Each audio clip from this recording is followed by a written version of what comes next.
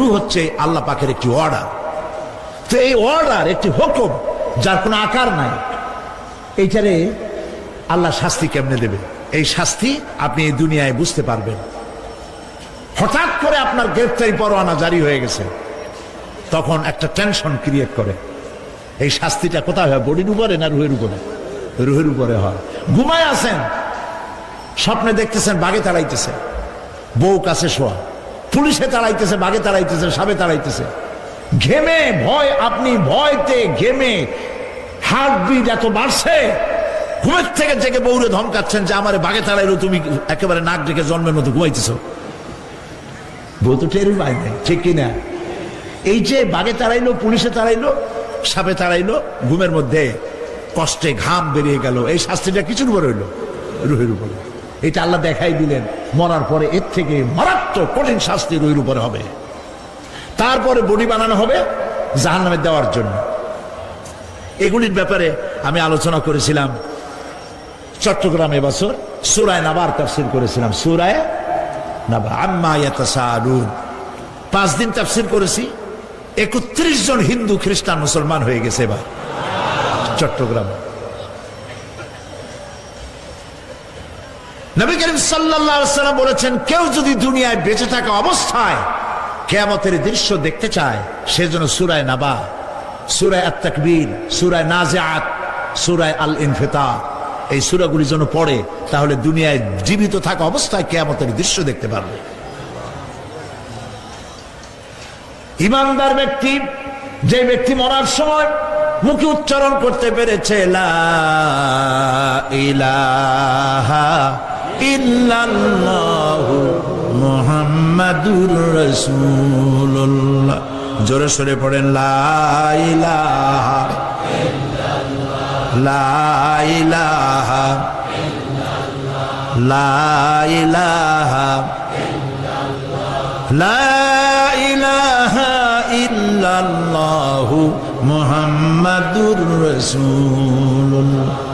কালেমা পড়ে মারা গেল। এরপরে কবরের ভিতরে মুনকার নাকির ফেরেশতা এসে হাজির হয়ে যাবে, প্রশ্ন করবে মান রব্বুকা। ঈমানদার ব্যক্তি বলবে রব্বি আল্লাহ। বলেন রব্বি আল্লাহ। আমার রব কে? আল্লাহ না, আল্লাহ। মোহব্বতের সাথে বলেন আল্লাহ। কেউ যদি হৃদয়ের গভীর কন্দর থেকে, কলিজার মধ্য দিয়ে, মনের মণিকোটা থেকে একবার যদি গভীর রাত্রে জেগে একবার যদি বলে আল্লাহ, আল্লাহ পাক 70 বার সাড়া দিয়ে জিজ্ঞেস করেন, বান্দা কি চাও বলো, আমি হাজির। কি মজার নাম আল্লাহ! এর থেকে মজার নাম পৃথিবীতে নাই। এই মজা বেশি পাবেন তাহাজ্জুদের সময়। সুবহানাল্লাহ বলেন। রাত জাগতে শিখুন, তাহাজ্জুদের নামাজের অভ্যাস করুন। সমস্ত নবীদের উপরে তাহাজ্জুদ পড়া বাধ্যতামূলক ছিল।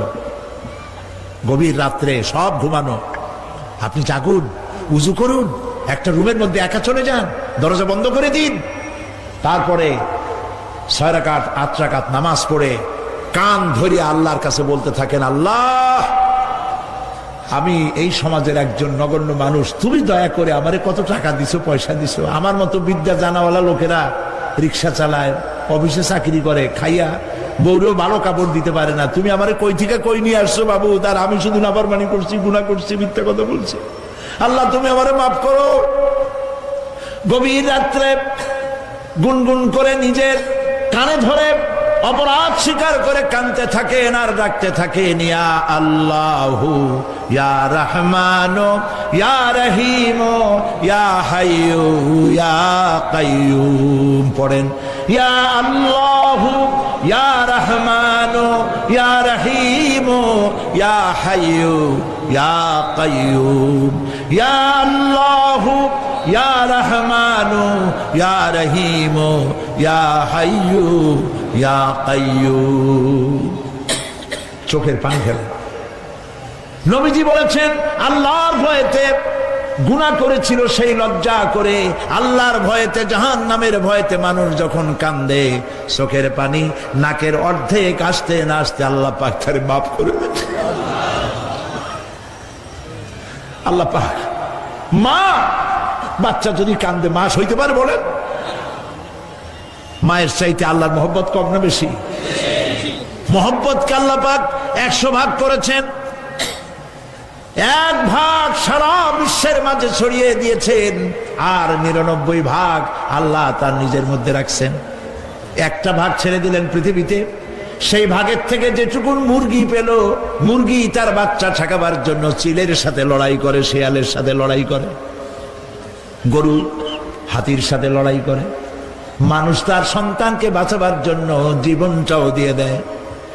1টা ভাগের যতটুকুন পেলাম, সেই মহব্বত যদি আমার এত তীব্র হয় স্ত্রীর জন্য, সন্তানের জন্য, তাহলে 99টা ভাগ মহব্বত যে আল্লাহর কাছে বান্দার জন্য, তার দয়া কত বেশি।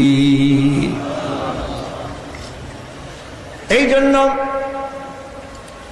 কবরের ভিতরে প্রশ্ন হবে, কে তোমার রব? মুমিন ব্যক্তি বলবে, রব্বি আল্লাহ, আমার রব আল্লাহ। ওয়ামা দীনুকা, তোমার দিন কি? বলবে, দীনুনাল ইসলাম। ওয়ামান নবিয়ুকা, তোমার নবীকে? ওই লোক বলবে, নবিয়ুনা মুহাম্মাদুর রাসূলুল্লাহ সাল্লাল্লাহু আলাইহি ওয়াসাল্লাম। হাদিসে এসেছে, ওই সময় নবীজির চেহারা মোবারক দেখানো হবে, প্রশ্ন করা হবে, মা কুনতা তাকুলু ফি হাদার রাজুল, এই লোক সম্পর্কে তোমার ধারণা কি? লোকটি বলবে, হাদা নবিয়ুনা মুহাম্মাদুর রাসূলুল্লাহ সাল্লাল্লাহু আলাইহি ওয়াসাল্লাম, ইনি তো আল্লাহর রাসূল, আমার নবী। সঙ্গে সঙ্গে গায়েব থেকে আওয়াজ হবে, ফাফরিশু বিল জান্নাতি ওয়ালবিসু বিল জান্নাহ। ও আমার ফেরেশতারা, আমার বান্দার জন্য জান্নাতের বিছানা কবরের মধ্যে বিছায় দাও, আর আমার বান্দাকে জান্নাতের পোশাক পরায়, জান্নাতের পোশাক পরায়, জান্নাতের বিছানা বিছায় দাও, আর তার কবরটাকে প্রশস্ত করো, ইলা মাদ্দা বাসারা, যদ্দূর তার চোখের দৃষ্টি যায় অদ্দূর বড় বানায় দাও কবর। ফেরেশতারা বলবেন, নোম কানাউমুল উরুস, দুলামিয়া যেমন বাসর সজ্জায় বউ নিয়া ঘুমায়, তুমি আরামে ঘুমায় থাকো, ইলা ইয়াউমিল কিয়ামা। ভাই সাহেব, এই পৃথিবীর সব ফাঁকিবাজি, মোহ, সব মোহ, স্ত্রী পুত্র পরিজন মাল ধন কিচ্ছু না, কোনো দাম নাই। আল্লাহকে ভয় করুন, আল্লাহকে ভয় করে চলুন। ভয় তো করতে পারলাম না, এত বড় একটা রমজান মাস চলে গেল, রোজা আসছিল তাকওয়া সৃষ্টি করার জন্য, সারা জীবন রোজা রাখলাম, মুত্তাকি হইতে পারলাম না। এটা ঠিক কিনা বলুন? সারা জীবন রোজা রাখলাম, মুত্তাকি হইতে পারি নাই। এখনো মিথ্যা কথা বলি, ওজনে কম দেই, খাদ্যে ভেজাল দেই, কথা ঠিক কিনা?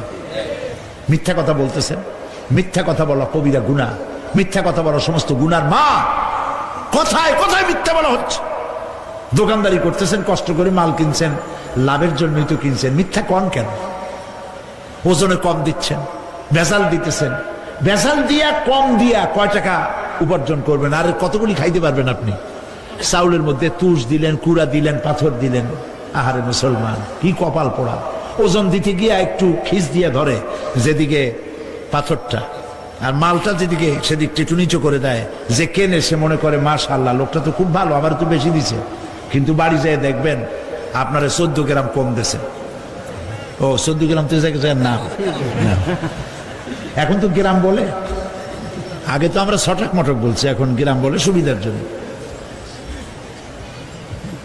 এগুলি কি আমি বানায় বলতেছি না? কথা ঠিক। লাভটা কি? কি লাভ? জমিনের আইল ঠেলতেছেন, পরের জমিন দখল করতেছেন, বোনেরে ঠকাইছেন, ভাইরে ঠকাইছেন, ভাইয়ের সম্পত্তি ফেরত দেন নাই। আহা, এই যে দুরবস্থার সৃষ্টি হলো, আমলের পরিবর্তন হলো না। মসজিদ বানাইছি সব দালান, মসজিদগুলি সব বিল্ডিং হয়ে গেছে। নবী করিম সাল্লাল্লাহু আলাইহি ওয়াসাল্লাম বলেছেন, মাসাজিদুহুম আমিরাতুন ওয়া হিয়া খারাবুম মিনাল হুদা, মসজিদগুলি সব দালান হয়ে যাবে শেষ যুগে। এগুলি নবী করিম সাল্লাল্লাহু আলাইহি ওয়াসাল্লামের ভবিষ্যৎবাণী। মসজিদগুলি কি হবে? সব বিল্ডিং হয়ে যাবে। ওয়া হিয়া খারাবুম মিনাল হুদা, হেদায়েত থেকে খালি হয়ে যাবে। হেদায়েত নাই, খালি মসজিদ, building, tiles, mosaic, air condition সব আছে, হেদায়েত নেই।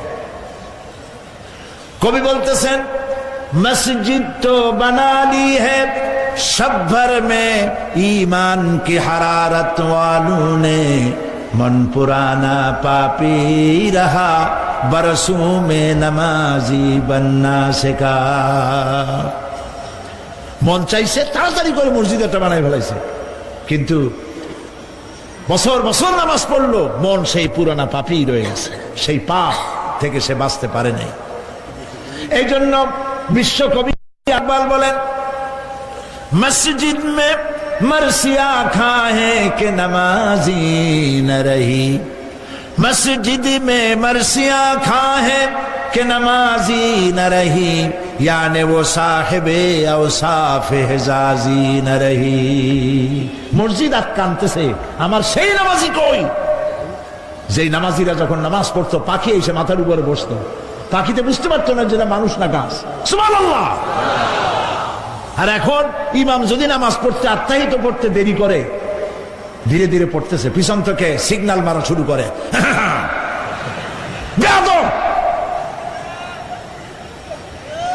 ইমাম যদি নামাজের মধ্যে ইমামকে কখনো গলায় কাশি দিয়ে আপনি ডিকটেট করতে পারবেন না বেয়াদবি নামাজ নষ্ট হয়ে যাবে অনেকে করে কিনা বলো ওর নিজেরটা শেষ হয়ে গেছে এই জন্য ইমাম করে না কেন সেই জন্য কাশি দেয় এটা ফাজলামি করার জায়গা নয় প্রিয় ভাই সব সুতরাং আমল যদি ভালো না হয় মসজিদ সুন্দর বানায় লাভ হবে না আমল যদি ভালো না হয় সুন্দর জামা টুপি পরে কোনো লাভ হবে না শরীরে হয়েছে ক্যান্সার আর মাথায় মাখতেছে লক্ষ্মী বিলাসের তেল লাভ আছে বলেন লাভ আছে কোনো লাভ নাই আমল পরিবর্তন মিথ্যা ছাড়তে হবে মিথ্যা ছাড়তে হবে ওয়াদা করতে পারবেন যে মিথ্যা আর বলবো না পারবেন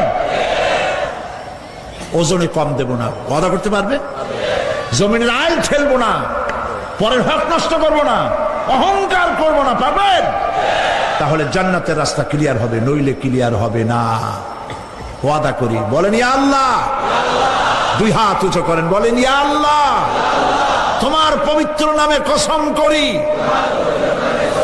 ওয়াদা করি যতদিন পর্যন্ত মালাকুল মউত আমার মাথার কাছে না আসতেছে ফরজ নামাজ ফরজ রোজা ছেড়ে দেব না ইয়া আল্লাহ আর মিথ্যা কথা বলবো না ওজনে কম দেব না খাদ্যে ভেজাল দেব না অধীনস্থ নারীদেরকে বেপরদা রাখবো না অহংকার করব না সুদ খাবো না সুদ দেব না ঘুষ খাবো না ঘুষ দেব না শিরক করব না বেদাত করব না আল্লাহ তাআলা তুমি দয়া করে আমার ওয়াদা কবুল করো আমিন হাত নামা আল্লাহ পাক কবুল করুন সবাই বলেন আমিন যদি এই ওয়াদা পালন করতে পারি জান্নাতের রাস্তা ক্লিয়ার হয়ে যাবে আর ওয়াদা পালন করতে পারবো না ওয়াজের মাহফিল আইসা কোনো লাভ নেই বছরের পর বছর ওয়াজ শুনবেন আমলের পরিবর্তন হবে না কোনো লাভ নাই দোকানদারেরা ওজন টোজন ঠিক মতো দেন মিথ্যা কথা বলা বাদ দেন ওজন একটু কমাইয়ে দিয়া খাদ্যে ভেজাল দিয়া কোনো লাভ নাই এগুলি আপনি কবরে নিতে পারবেন না শুধু পাপ আর পাপ কথা বুঝে আসছে আপনাদের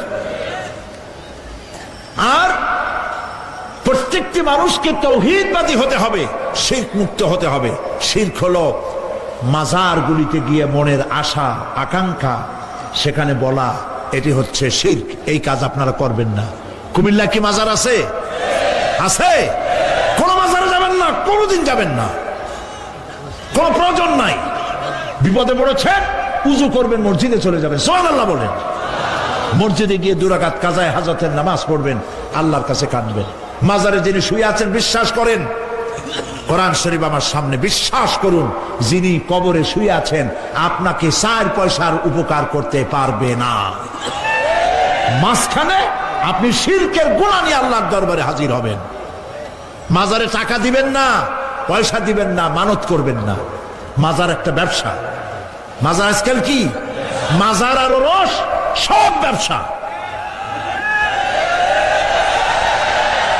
আপনারা এইসব কাজে যাবেন না আগরবাতি মোমবাতি চাদর দেওয়া মশারি দেওয়া এগুলো মুসলমানের কাজ না হিন্দু খ্রিস্টান বৌদ্ধ যা করে আমরা কি তা করতে পারি জোরে বলেন পারি কবরে যদি একটু চিন্তা করেন ভাইরা মাথাটা একটু খাটান কবরে যদি চাদর দেওয়াই লাগে তাহলে রাসূল করিম সাল্লাল্লাহু আলাইহি ওয়াসাল্লামের কবরের উপরে সোনার সুতা দিয়ে চাদর দেওয়া উচিত ছিল, তুলার সুতা না, সোনার সুতা। আর ওই রকমের দেওয়ার সিস্টেম হলে উম্মতেরা সোনার সুতা না, নিজের বুক নিজে ভাইয়া কলিজা পার করে রাসূলুল্লাহর কবরের উপর দিয়ে দিত। নবীর পরে সম্মান সাহাবায়ে কেরাম, সাহাবায়ে কেরামদের কবরের উপরে চাদর নাই, আগরবাতি নাই, মোমবাতি নাই, গোলাপ পানি নাই, গম্বুজ নাই। মাজার একটা হইছে, সেটারে গম্বুজ বানাইতে হবে। কেন গম্বুজ বানাবে? দরকারটা কি? তওবা করুন, জিন্দেগিতে আর কোনোদিন মাজারে কোনো সাহায্য করবেন, এক পয়সাও না। টাকা পয়সা দিবেন, টাকা পয়সা দিবেন, এতিমকে দিবেন, ভিক্ষুককে দিবেন, বিধবাকে দিবেন। পরীক্ষা দিতে পারে না, ফি দিতে পারে না, পরীক্ষা দিতে পারছে না, ওরে দেন। বাড়িতে চাল নাই, পানি পড়ে, ওরে দেন। অন্ধ মানুষকে দেন, লুলাকে দেন, এতিমখানায় দেন, মাদ্রাসায় দেন, টিউবওয়েল বানায় দেন যেখানে পানি নেই। এই সব কাজ করেন, সওয়াব হবে। সুবহানাল্লাহ কোন মাজারে, কোন মাজারে, আজকের মাহফিলে যত লোক হাজির হয়েছেন, কোন মাজারে কোন টাকা পয়সা, আগরবাতি, মোমবাতি, চাদর জিন্দেগিতে দেবেন না। কারা দেবেন না? হাত উঁচু করে দেখান। আলহামদুলিল্লাহ, হাত নামা, হাত নামা। আমি গতকাল এখানে বলেছি, কুমিল্লার ডিসি সাহেবকে আমি গত রাত্রে তার সঙ্গে আমি কথা বলেছি, তিনি একমত হয়েছেন। কুমিল্লার কোন দেওয়ালে সিনেমার অশ্লীল পোস্টার থাকতে পারবে না। সিনেমা ব্যবসায়ীদের বলে দিবেন, আপনারাও বলে দিবেন তাদেরকে, সিনেমার ব্যবসা করো, অশ্লীল ছবি দেখাইতে পারবে না।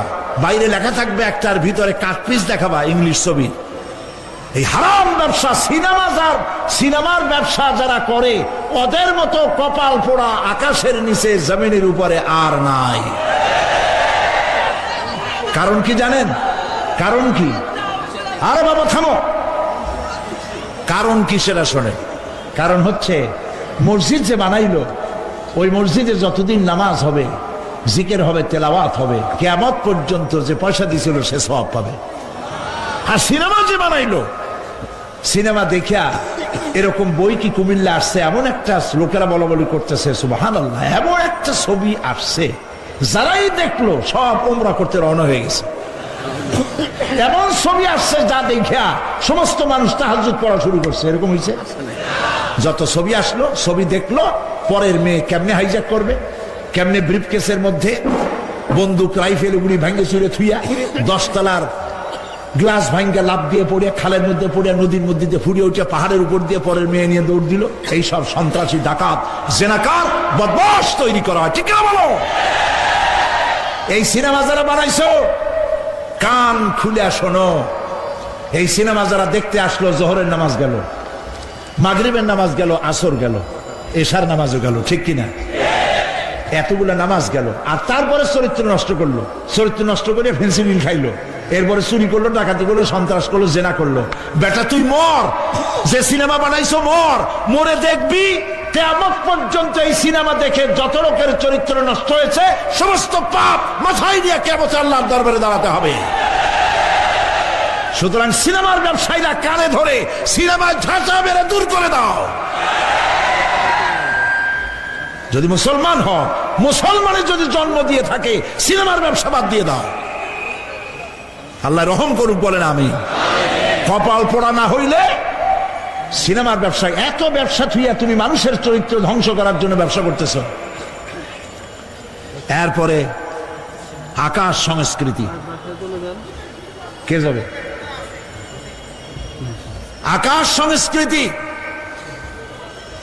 ডিশ এন্টিনার মাধ্যমে, সাইবার ক্যাফে এগুলি বানায়া রাস্তার মোড়ে মোড়ে দোকান করে, কম্পিউটারের ভেতরে, ক্যাসেটের ভিতরে, ইন্টারনেট ইত্যাদির মধ্য দিয়ে অশ্লীল ছবি প্রদর্শিত হচ্ছে রাস্তার মোড়ে মোড়ে। উঠতি বয়সের যুবক যুবতী মেয়েগুলি নষ্ট হয়ে যাচ্ছে। নাউজুবিল্লাহ বল। এগুলি জনগণকে ঐক্যবদ্ধ হতে হবে, এগুলির বিরুদ্ধে মোকাবেলা করতে হবে। সরকারকে এগিয়ে আসতে হবে অশ্লীলতা বন্ধ করার জন্য। কারণ আল্লাহ পাক বলেছেন, প্রকাশ্য এবং গোপনীয় সব রকমের অশ্লীলতা আল্লাহ পাক হারাম করে দিয়েছেন। অশ্লীল কোনো কাজ করা যাবে না। প্রিয় ভাই সব, আমরা যদি আমাদের আমলকে গঠন করতে পারি, কিয়ামতের দিন নাজাত পাবো। আমল যদি গঠন করতে না পারি তাহলে কিয়ামতের দিন বাঁচার কোনো উপায় নাই। প্রিয় ভাইয়েরা, এই জন্য আল্লাহ রাব্বুল আলামিন কোরআনে কারীমের মধ্যে বলেছেন, আল্লাযী খালাকাল মাউতা ওয়াল হায়াতা লিয়াবলুয়াকুম আইয়ুকুম আহসানু আমালা। আমি পরীক্ষার জন্য এই জীবন দিয়েছি, তোমাদেরকে পরীক্ষা হবে। এই পরীক্ষা, জীবন আর মৃত্যু দুটি জিনিস দিয়েছি পরীক্ষা করার জন্য। এই পরীক্ষার জন্য তোমরা পাস করতে পারো। পরীক্ষা আসছে, এখন প্রশ্নপত্র সব ফাঁস করে দেওয়া হয়েছে। প্রশ্নগুলি সঠিকভাবে আদায় করুন, প্রশ্নগুলি পড়ুন এবং জীবনটাকে সেইভাবে গড়ুন। নামাজটা সহি করে আদায় করুন। বহু মুসলমান আছে নামাজই পড়ে না, নামাজ পড়তে জানেও না। নবী করিম সাল্লাল্লাহু আলাইহি ওয়াসাল্লাম বলেছেন, সাল্লু কামা রাআইতুমুনি উসাল্লি, নামাজ পড়ো সেইভাবে যেভাবে আমাকে তোমরা পড়তে দেখো। সুবহানাল্লাহ। আর রাসূলুল্লাহ কেমনে নামাজ পড়তেন, এইটা বর্তমান বিশ্বের শ্রেষ্ঠ হাদিস বিশারদ আল্লামা নাসিরউদ্দিন আলবানী তিনি ইন্তেকাল করেছেন। আল্লাহ পাক তাকে জান্নাতুল ফেরদাউসের মেহমান বানায় নিক, বলেন আমিন। তার লেখা বই আছে রাসূলুল্লাহ সাল্লাল্লাহু আলাইহি ওয়াসাল্লামের নামাজ, বইয়ের নাম রাসূলুল্লাহ সাল্লাল্লাহু আলাইহি ওয়াসাল্লামের নামাজ, ছোট্ট একটা বই। এই বইটা আপনারা কিনবেন। এই বইটা যেভাবে লেখা আছে নামাজ সেইভাবে পড়বেন। নামাজ রাসূল করিম ঠিক যেভাবে পড়েছেন ওইভাবেই লেখা আছে। আপনি আন্দাজে পড়লে হবে না, টুকুর টাক্কুর করে কয়েকটা সেজদা দিলেই হবে না। তা দিলে আর কান, একটা সেজদা থেকে আর একটা সেজদার মাঝখানে সময় দিতে হবে, রুকু থেকে দাঁড়ায় সময় দিতে হবে, ধীরে ধীরে নামাজ পড়তে হবে। অথচ আমরা নামাজ পড়ি সব থেকে ব্যস্ততার সাথে, দ্রুত, রকেট সার্ভিস। কোরআন শরীফের ভিতরে নামাজের গুরুত্ব সর্বাধিক দেওয়া হয়েছে। নামাজের কথা কয়বার বলা হয়েছে? 82 বার। 82 বার আল্লাহ পাক বলেছেন নামাজ আদায় করো, 82 বার বলেছেন। আর নবীজি বলেছেন, লা দীনা লিমান লা সালাতা লাহু, যার কাছে নামাজ নাই তার কাছে দিন বলে কোনো জিনিস নাই। মান তারাকা সালাতান মুতাআম্মিদান ফাকাদ কাফারা, ইচ্ছে করে যে ব্যক্তি নামাজ ছেড়ে দিল কাফের হয়ে গেল, বলেন নাউজুবিল্লাহ।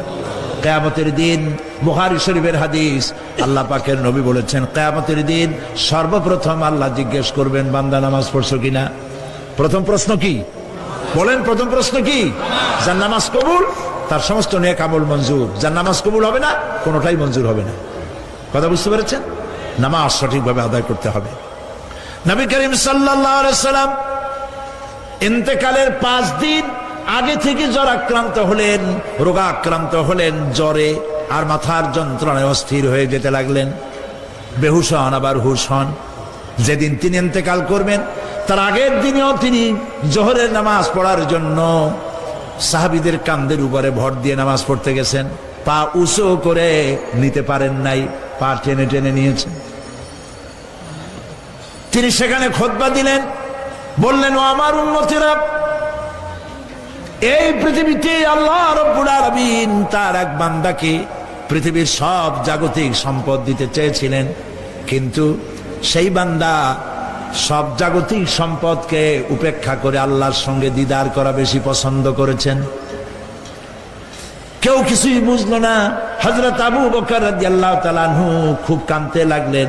তিনি বুঝতে পেরেছেন যে এই পৃথিবীতে সমস্ত সম্পদ দিতে চেয়েছিলেন আল্লাহ যাকে, তার নাম বিশ্বনবী। তিনি সবগুলি উপেক্ষা করে আল্লাহর সঙ্গে দিদার করা বেশি পছন্দ করেছেন। আমরা অতি তাড়াতাড়ি নবীজি থেকে নবীর এতিম হয়ে যাব। পরের দিন ইশার নামাজের রক্ত হলো, আজান হয়ে গেল, মসজিদে মুসল্লিরা ভরে গেছে, সাহাবায়ে কেরাম সব এসে গেছেন। হুজুরের জন্য বহুক্ষণ অপেক্ষা করার পর হযরতে আবু বকর রাদিয়াল্লাহু তাআলা আনহু তিনি ইমামতির জায়গায় দাঁড়ায় গেছেন। নবীজি বেহুশ অবস্থায় ছিলেন ঘরের মধ্যে। হুশ আসার পর তিনি হযরত আয়েশাকে বললেন, আয়েশা, মসজিদে নববীতে এখন কি হতেছে? তিনি বললেন, নামাজ হচ্ছে। লোকেরা আপনার অপেক্ষা করেছে, কিন্তু আপনাকে না পাইয়া, দীর্ঘক্ষণ অপেক্ষা করার পর আপনাকে না পেয়ে আমার বাবার ইমামতিতে তারা নামাজ পড়তেছে, কিন্তু মুসল্লিদের মধ্যে কান্নার রোল পড়ে গিয়েছে। তাদের ধারণা হয়েছে নবীজির জায়নামাজে যখন হযরত আবু বকর দাঁড়ায় গেছে, নবীজির পিছনে নামাজ পড়া আর আমাদের কিসমতে হবে না। নবীজি বলছেন, আয়েশা রে, মসজিদে নববীর দিকের দরজাটা খুলে দাও, আমি নামাজের দৃশ্য দেখতে চাই। দরজা খুলে দেওয়া হলো। নবীজি কোন রকম মাথা উঁচু করে মসজিদে নববীতে নামাজের দৃশ্য নিজে অবলোকন করে আবার শুয়ে পড়লেন। হযরত আয়েশা লক্ষ্য করে দেখেন নবীজির চোখের পানি দিয়ে কোনা দিয়া পানি বেয়ে বেয়ে পড়ছে। হযরত আয়েশা প্রশ্ন করলেন, ইয়া রাসূলুল্লাহ, নামাজের দৃশ্য দেখি কাঁদছেন কেন? হুজুর বলেন, আয়েশা রে, এটা কোনো দুঃখের পানি নয়, আমি কাঁদতেছি এই জন্যে, এই নামাজের জামাত কায়েমের জন্য তায়েফের ময়দানে অনেক রক্ত ঝরেছে, আবার উহুদের ময়দানে দান দান শহীদ হয়েছে, সাহাবায়ে কেরাম জীবন দিয়েছে।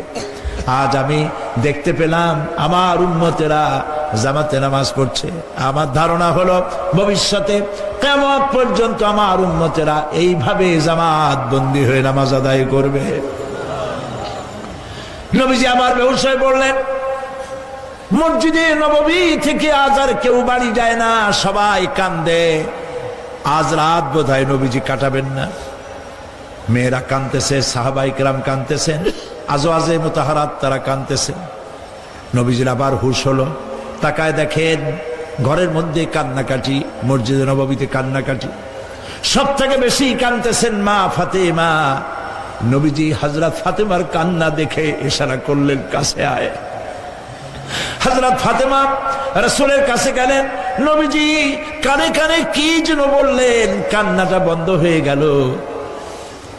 হযরত আয়েশা জিজ্ঞেস করলেন, মা, তোমার আব্বা তোমার কানে কি বললো আর কান্না বন্ধ হয়ে গেল?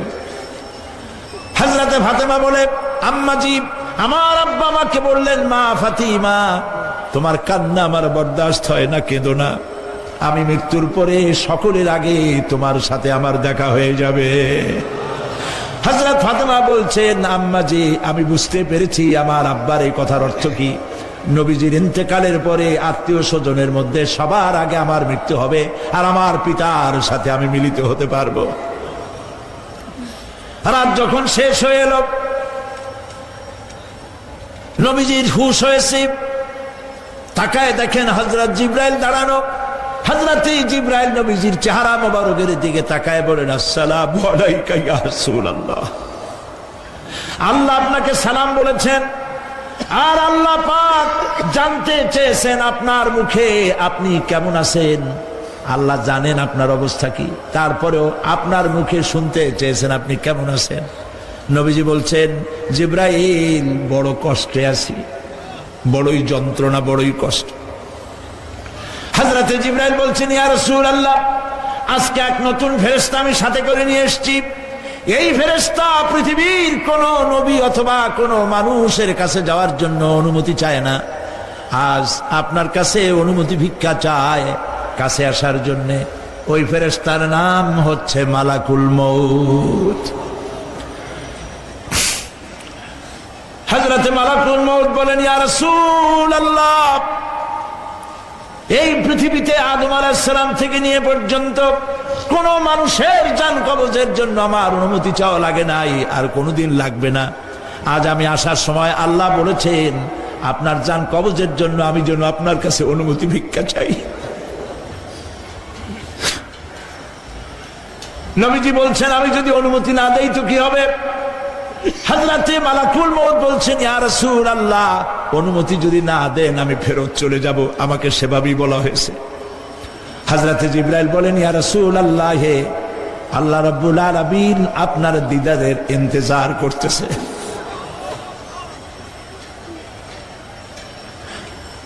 নবীজি বলছেন, মালাকুল মউত, তুমি জান কবজের কাজ শুরু করো। মালাকুল মউত যখন কাছে এসেছে, রাসূল জিজ্ঞেস করলেন, আয়েশা, ঘরে যে কয়েক টুকরা স্বর্ণ ছিল সেগুলোর কি অবস্থা? ছোট ছোট 6 টুকরা স্বর্ণ ছিল। হযরত আয়েশা বলছেন, হুজুর, আমি এগুলো রেখে দিছি। হুজুর বলছেন না, রাখতে পারবে না, আমার ইন্তেকালের আগে খয়রাত করে দাও।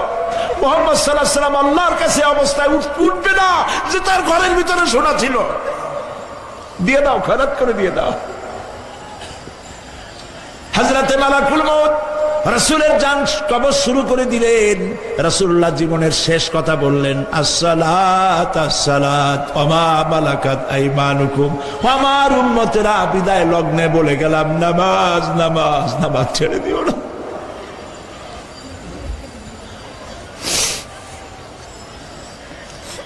প্রিয় ভাইরা,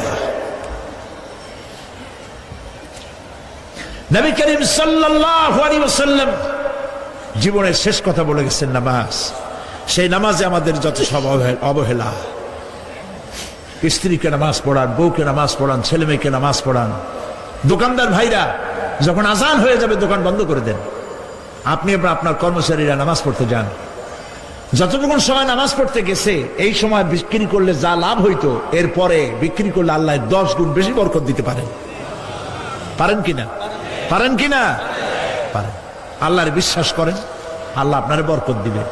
আপনার কর্মচারী, দোকানদারে, বাড়ি ঘরে স্ত্রী পুত্র পরিজন যারা আছে সবাইকে নামাজি বানাবার জন্য চেষ্টা করেন।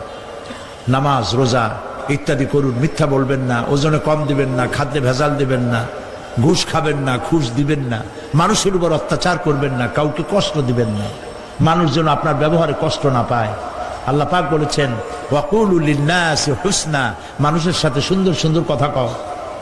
নবী করিম সাল্লাল্লাহু আলাইহি ওয়াসাল্লাম বলেছেন, মানুষের সাথে যদি হাসি মুখে কথা বলো, একটা সদকা দেওয়ার সমান সওয়াব হয়ে যাবে। মানুষকে ভালোবাসো, গরিবদের ভালোবাসো, তাদের অর্থ করি দাও, পয়সা করি দাও, তোমার যা আছে দিতে থাকো। কুয়ার পানি যত উঠাবেন তত কুয়ার পানি ভালো থাকবে, আর পানি উঠাবেন না, কুয়ার পানি পয়সা যাবে। এই জন্য আল্লাহর রাস্তায় পয়সা যত ইনকাম হচ্ছে খরচ করতে থাকেন, আল্লাহ পাক দিতে